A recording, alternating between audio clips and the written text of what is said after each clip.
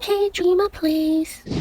Hi guys, welcome back to my channel. Today is a very special day because it's my birthday and I've hit a new milestone in life on this day. So what better way than to celebrate it with a video I had so much fun creating. Behold, the 7 Nights and Jujutsu Kaisen Dream Collab. In case you're not familiar with Jujutsu Kaisen, watch it now! The series created by manga artist Gege Akutami surrounds a boy called Yuji Itadori who swallows a cursed artifact belonging to the King of Curses, Sukuna, and gets possessed by him. He meets a group of Jujutsu sorcerers who plan to use him as a vessel to contain the King of Curses, and they set off to find all 20 cursed fingers of Sukuna. Animated by MAPPA Studios, Jujutsu Kaisen is one of the most highly rated anime this year, even winning the Best Anime of 2021 title in the Crunchyroll Awards. So go check it out if you haven't. I have a total of 5 characters designed for this collab, and they all played prominent roles in season 1 of the anime. I also designed an event boss dungeon, which could be pretty challenging, maybe. So let's start off with our besto friendo, the protagonist Yuji Itadori. Yuji's passive allows him to revive with 50% HP as Sukuna, gain 100% poison resistance because the King of Curses is inside him, and hits twice on basic attack. The reason why he revives with 50% HP only is because he usually only requires Sukuna's help when he is in a desperate situation. So that's why I took away some health from the revival, and he isn't a red frame level hero either. Upon reviving as Sukuna, he becomes completely immune to poison and also heals his allies in the same role by 30% of his physical attack if he takes damage. This is because Sukuna is able to use something called the reverse curse technique, which can not only heal himself but others as well. The ability to hit twice on basic attack is retained in both forms, and this also stems from Yuji's skill 1, Divergent Fist. In the series, Yuji has a unique ability whereby his cursed energy is delayed and flows after the initial punch to make a stronger impact. Hence, this explains the design for his skill 1, where he not only deals 350% physical damage to 3 enemies, but also deals additional fixed damage based on his physical attack level. Usually, enemies get surprised with the follow-up impact, which explains why this skill also has an 80% chance to stun. Skill 1 for Sukuna is Dismantle, which is pretty much a default slashing attack of Sukuna, dealing 350% physical damage to 5 enemies. As it is very effective against certain enemies in the story, I used the idea to allow him to do more damage to universal and defensive enemies. Yuji's skill 2 is Black Flash, and it is an extremely strong attack which even causes spatial distortions. So while dealing 400% physical damage to 3 enemies, I stacked on additional crit and lethal rates to raise the potency of the attack. Chain attack will also be triggered if the target dies, also linking back to the fact that Yuji has the potential to even use Black Flash up to 4 times in a row in the story. Sukuna's skill 2 is Cleave, and while keeping the damage output the same, I adjusted it to hit 4 targets and also deal additional damage based on the enemy's max HP, rather than keep the chain attack, because in the story, the damage Cleave can deal damage depending on the target's toughness. Yuji and Sukuna both share the same Awaken skill. I kind of imagine that when the Awaken skill is activated, both of them will appear in the animation, with Sukuna ultimately casting the domain expansion called Malevolent Shrine. So just some brief background, in Jujutsu Kaisen, there are certain skills called domain expansions that change the environment of the battlefield to trap their targets and give the user more advantage. In the case of Sukuna's domain expansion, he summons a disfigured Buddhist temple, and his attacks will not miss within this space. Hence, I designed the skill such that it will not only let him recover HP fully, but give all allies one-time exploit vulnerability to fit that concept. So my primary concept for Yuji is to be a counter-based hero. Seeing how his skills have decent damage, ample crit and lethal rate, and also a double hitting basic attack. So for his effect attack, he will do 150% physical damage, 300% since he hits twice, and also stun the target. Finally, the most fun part for any hero, their exclusive item. Yuji's exclusive item is none other than the cursed finger of Sukuna, which is swallowed. Stage 1 allows Yuji and Sukuna to have 80% chance to cast isolation on their enemies one time when they trigger their malevolent shrine. Again, the idea is that the enemies become extremely vulnerable within this space, and Stage 2 increases his innate counter rate by 20%. Stage 3 is the new game-changing effect of triggering a chain attack if Yuji or Sukuna doesn't manage to do any damage with their skill.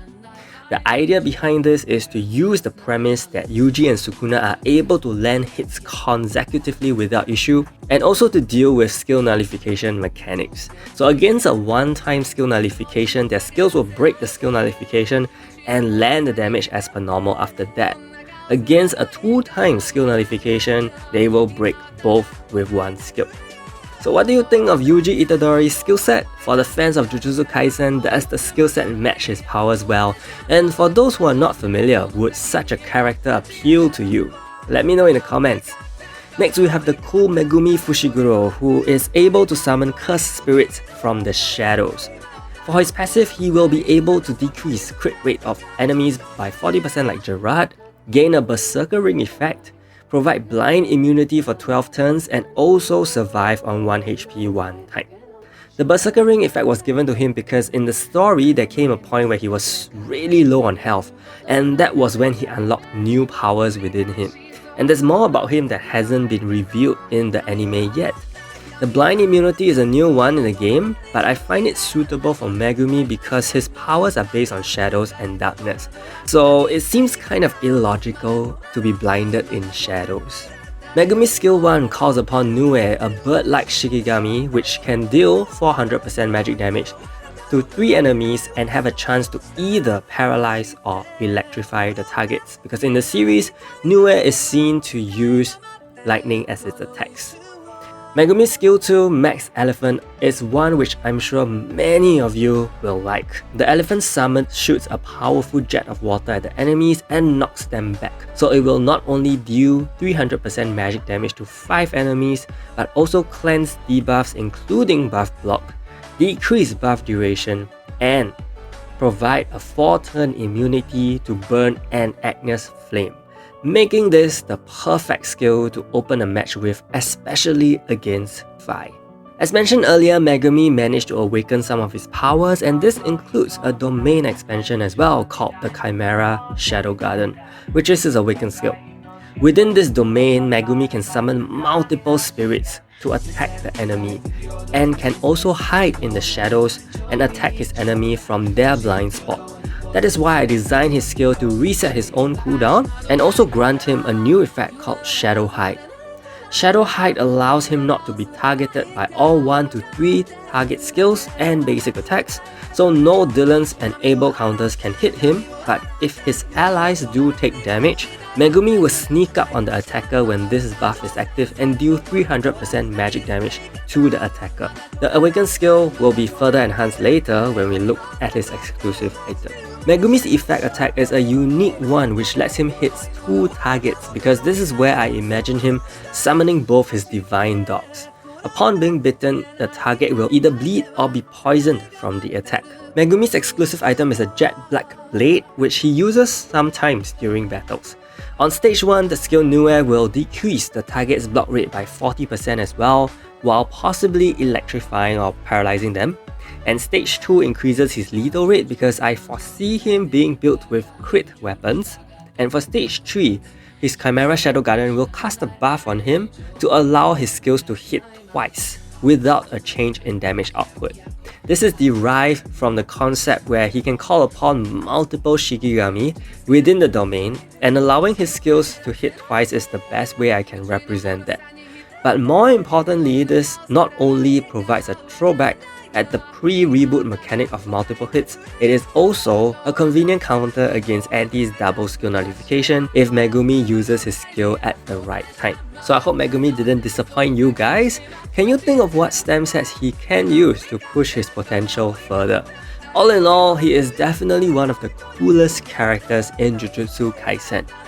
But I think our next character is without a doubt one of the coolest female protagonists in anime history, Nobara Kugisaki. For her passive, she gains a shield equal to 50% of her max HP every 3 turns, so the higher her HP the better, and this will supersede Mr. Armor's shield since it is likely that her shield is going to be better. She will also provide Electrify immunity for 12 turns, and this next effect is designed based on how she actually attacks in the story. Nobara is a sorcerer who uses a hammer, cursed nails, and a straw doll to deal damage. We will discuss in more detail the 2 ways she deals damage later, but just note that she will apply Mark, cursed nails on the enemy that attacks her and when she attacks with skills. So these marks cannot be removed by cleanse and are stackable 10 times. Every second mark applied, the enemy will take damage equal to 15% of their max HP. So in total, her marks alone can deal damage up to 75% of the target's max HP. For her skill 1, Resonance, she deals fixed damage of 25,000 on 5 enemies, and for each mark on the enemies, they will receive an additional 30% magic damage. So with 10 stacks, this can do 300% magic damage, which is average like a regular skill. The skill will also reduce buff duration by 1/3. So this is the first way she attacks. As long as Nobara places her straw doll on a fallen body part of her enemy, she will be able to create a link to damage them. Hence I designed the mechanic where the nails in this case act as the linkage, since we can't have body parts falling in 7 nights.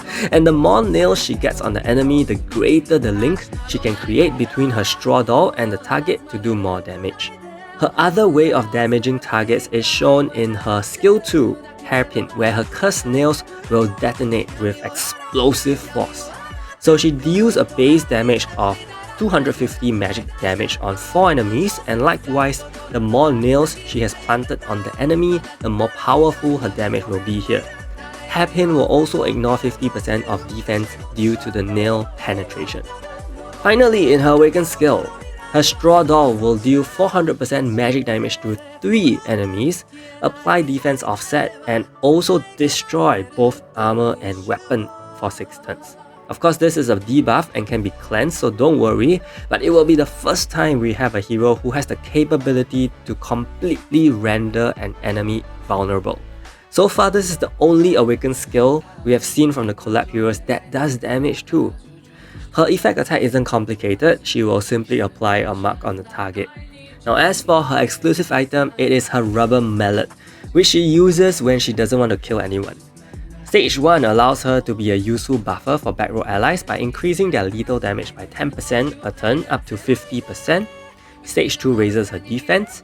Stage 3 allows her skill 2 Hairpin to reset skill 1 Resonance, allowing her to plant the marks more efficiently. So let me know what you think of Nobara. She's definitely the character I had the most struggle with designing because of how complicated her powers are in the show, and when translated over, it is not as simple.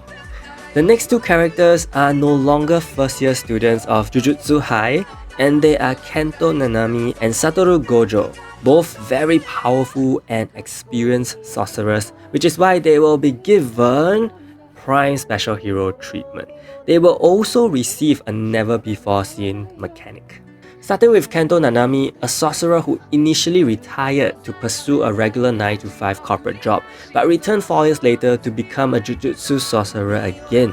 Known for his superior preciseness and hardiness, he will increase the accuracy rate and status effect resist rate by 12% each turn up to 60%, and half of these buffs will be shared with his allies. Not only that, when Kento is attacked 2 times, he will activate a speed attack on the enemy with the lowest percentage of remaining HP. For self-sustenance, I brought back an old mechanic, and that is he will recover HP back to full when it falls below 50% up to 3 times. To balance this, his awakened gauge will be longer than usual, and I will explain why later. But here's the brand new mechanic I've created for Kento and Satoru. If there are less than 3 offensive heroes on the team, this hero is treated as a universal type hero. Mic drop. Having this dual typing mechanic will allow him to be usable in both offensive and universal teams, which will benefit greatly from his passive. But as long as there are two other offensive heroes on the team, Kento will remain as an offensive hero. What do you think of such a mechanic in Seven Knights, and should our other heroes also have this to make them gain utility? Kento's skill 1 is his signature technique, the ratio technique. He will always be able to create a weak spot at the ratio point of 7 to 3 on the enemy no matter how big or small they are. So in this case, apart from the regular damage of 400% physical damage to 3 enemies, the skill will also apply 70% additional lethal rate and prevent the target to block for 3 turns. Using the same concept of the ratio technique, Kento can find weak points in the environment too, and cause big destruction around his enemies. So for skill 2 Collapse, he will remove shields first via pre-apply, which is a comeback effect in our game whereby the effect is applied before doing AoE damage of 300% physical damage to 5 enemies, reveal hiding heroes, and also changing their formation, in line with the idea of Collapse. For his Awakened skill, it is actually not a skill. It is a passive.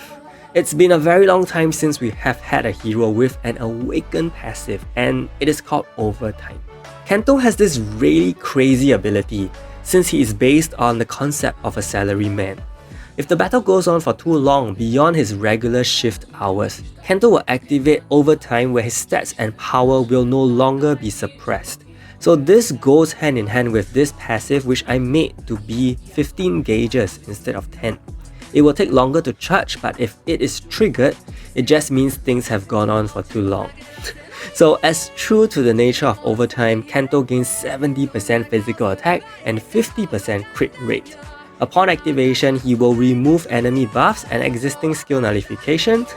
So in fact, if his Awakened passive is triggered after Anti uses her skill on him, he will remove her skill nullification immediately. So if you still can't see how much I'm trying to counter Anti, I hope you do now.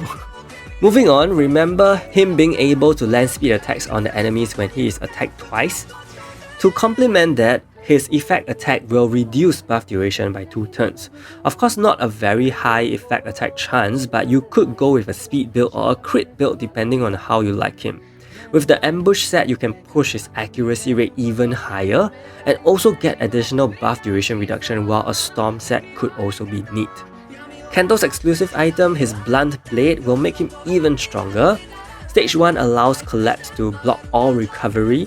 Stage 2 makes Kento become super amazing after Overtime is triggered, and he will now be able to exploit vulnerability when he uses his skills, achieving supreme and guaranteed accuracy with this Awakened passive. It doesn't make the accuracy rate increase on his passive lame, as he could still miss on basic attacks, and his Awakened skill will take time to charge. His stage 3 gives him a one-of-a-kind effect, Accessory Destruction. To not make this too overpowered, I limited the effect to nullifying the substats of the accessories. And the skill only hits 3 targets, and this is a debuff and can be cleansed, so it isn't as godly as you think, but can still potentially change the tide of the battle. Now time for the amazing, the fantastic, the ultra cool Satoru Gojo. Trust me, if you know Jujutsu Kaisen, Satoru is one of the most insane characters I've seen in anime history. So in his passive Limitless, he will reduce the block rate of front row enemies by 10% per turn up to 50% and grant complete silence immunity to all allies. So here's the OP-ness. He will give himself the Infinity buff for just 1 turn every 3 turns. Infinity is the manifestation of his passive Limitless, whereby he will be completely unaffected by attacks, debuffs, and buffs. The logic of this, as explained in the show, is that any attack that hits Satoru isn't exactly touching him, but rather the infinite space between him and the enemy. This actually gets pretty philosophical, so check out the manga or watch the anime if you'd like to know more.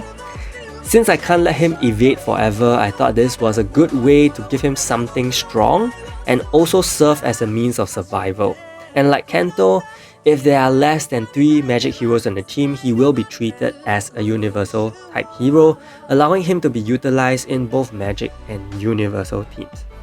His skill 1 Hollow Purple deals 400% magic damage to 4 enemies, has an 80% chance to electrify them, and applies the buff block on the targets. The fun part comes in his skill 2, which switches between 2 skills. The default skills is Curse Technique Reversal Red. In the story, Satoru amplifies Limitless and damages enemies with a repelling force using positive cursed energy.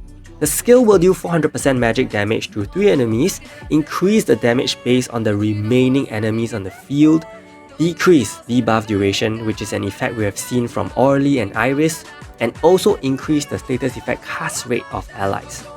The idea is to generate positive related effects with this skill as what the lore suggests. Now upon using it, it will switch to Curse Technique Lapse Blue. Blue is the complete opposite of red, where it uses negative curse energy and creates a vacuum of negative space, causing the targets to be drawn in. Sadly, he hasn't used this skill in the anime, so I can't preview it. Now in this case, all the effects are reversed from red, dealing 300% magic damage to 4 enemies using empty enemy slots as a factor for more damage, increasing debuff duration on enemies by 1 turn, and also decreasing the status effect resist rate of enemies. So I hope you see the opposites, whereby red uses the amount of actual remaining enemies on the field, which is positive, and in blue it uses the negative space, which is the amount of empty slots on the field, to deal additional damage. And while red decreases your own debuff duration, blue will increase the debuff duration of the enemies. So this was one of the skills which I was quite pleased with in designing using the story, and I hope it appears cool for you as well. Satoru's Awaken skill is insanely OP in the story. He creates a domain expansion and floods the targets with all the information in the world endlessly, so much so that he prevents them from taking any action because of how overwhelming it is. So to replicate this effect, apart from dealing 350% magic damage on 5 enemies, it will suffocate and silence the targets for 3 turns. Take note, this suffocation is turn-based, not time-based, so it can potentially do lots of damage. And just in case his enemies are immune to silence, don't worry, he will also increase skilled cooldown to prevent anyone from using skills. His effect attack isn't too fancy and reduces his own skill cooldown when activated. And needless to say, Satoru's signature blindfold is his exclusive item. The stage 1 allows his skill 1 Hollow Purple to also reduce targets' awakened gauges by 5. The stage 2 makes use of a little mini power which Satoru has in the story, and that is being able to heal himself. Now in this case, I didn't make it too OP like how a certain wolf can heal himself. Instead, Satoru only heals when he uses a skill, and he heals depending on the amount of HP lost. So for example, if he has 1000 points of HP and has lost 800 points, he will heal 40% of lost HP, which will be 320 points, bringing him back to around 520 HP from 200. His stage 3 is nasty. Just when you think he couldn't shut enemies down enough, if hit by his awakened skill, Satoru will cause the effect attack rate of the targets of his awakened skill to become 0% for 3 turns, stopping potential insane counter-attacks back on him. This is again a debuff and can be cleansed. So who was your favorite character design from this dreamy collab? Let me know in the comments, and if you feel that anything should be changed, get creative. But we can't end without an event boss dungeon too. It will be a 3-in-1 boss dungeon where we will face the 3 main antagonists of Season 1 of Jujutsu Kaisen, namely Jogo, Hanami, and Mahito, who are all cursed spirits and are very strong. Let's look at their passives for the dungeon. For Jogo magic type, who is that short being with a volcano on his head, he will decrease all 1 to 3 target attack damage taken by his cursed allies by 50% for 12 turns, decrease physical damage taken by 70%, and decrease the defense of your team by 2000. For Hanami support type, who is the taller disfigured being, it increases its recovery rate by 50% and summons a disaster plant into an empty ally slot once every 4 turns. When a disaster plant is present, Hanami takes 70% less damage from all attacks, but also deals 30% less damage to enemies.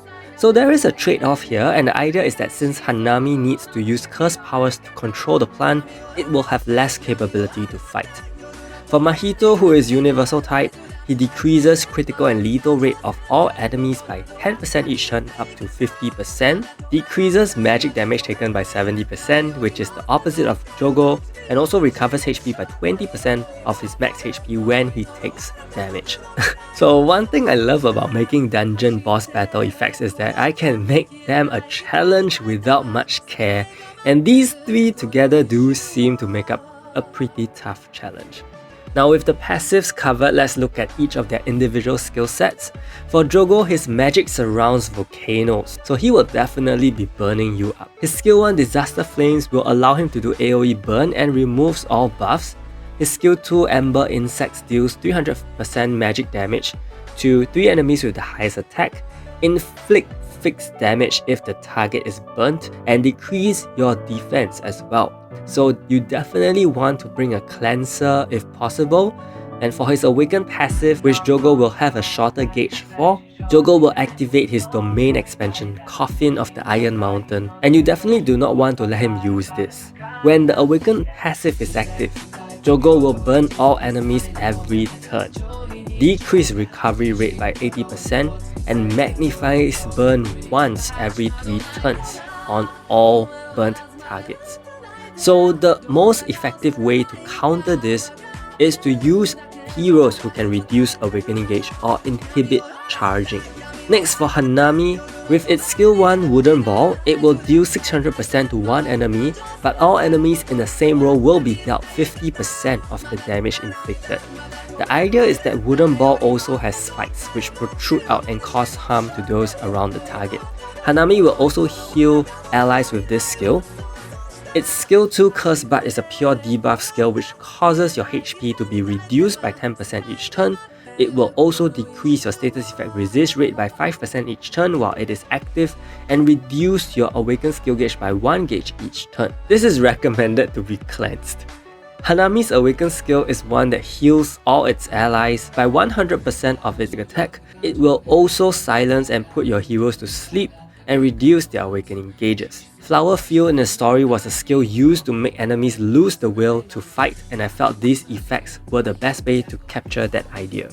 And lastly, for Mahito, skill 1 Soul Multiplicity deals AoE damage and has the same effect of Fenrir with defense offset and bleed. When used, it will also decrease the cooldown of his allies by 20 seconds. Skill 2 Body Repel is a hard-hitting skill that deals 500% magic damage to 3 of your heroes and has a 100% chance to electrify them. It will also charge his allies' awakened skill gauges slightly by 2. His awakened passive is once again another domain expansion where he gains 40% chance to evade all attacks, remove all debuffs from all allies, reduces your physical attack and magic attack by 30%, and also exploits vulnerability on all his skills. In the story, Mahito's domain lets him have 0 chance to miss, and he also dodges attacks easily within his domain. But you may see that there's a statement saying excludes dungeon attributes. Now before we talk about that, let's just take a brief glance at the 3 Cursed Spirits effect attacks. Jogo will Magnify Burn, Hanami will Lifesteal, while Mahito will reduce your awakening gauge by 3. And they have pretty high chances of landing effect attacks. So what are dungeon attributes? These are special properties that kick in if you meet the requirements of the dungeon, and for this case, as long as you have 2 Jujutsu Kaisen heroes on your team, the following effects will take place.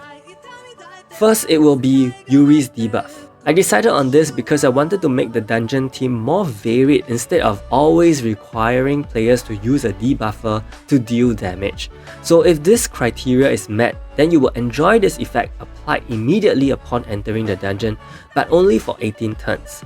So this isn't considered an applied debuff, so it cannot be cleansed by Mahito. Your hero's cooldowns will also be reduced by 30 seconds at default, so you can better strategize what skills to use at the most appropriate time. And last, I think this is the most important, and that is all enemies' awakened gauges will be increased to 15 gauges, so you will have a slightly easier time managing all those effects we talked about earlier. So what team will you bring into this dungeon? Have a fun try and come up with a team below, and let's see who can come up with the most strategic team against these 3 cursed spirits. And with that, I've come to the end of this dream collab of 7 Knights and Jujutsu Kaisen. And if you enjoyed it, do give this video a like and subscribe to my channel. Big shout out to my channel members ZMD Phoenix and Yamaki for the support. Stay tuned for more videos. Thank you so much and see you!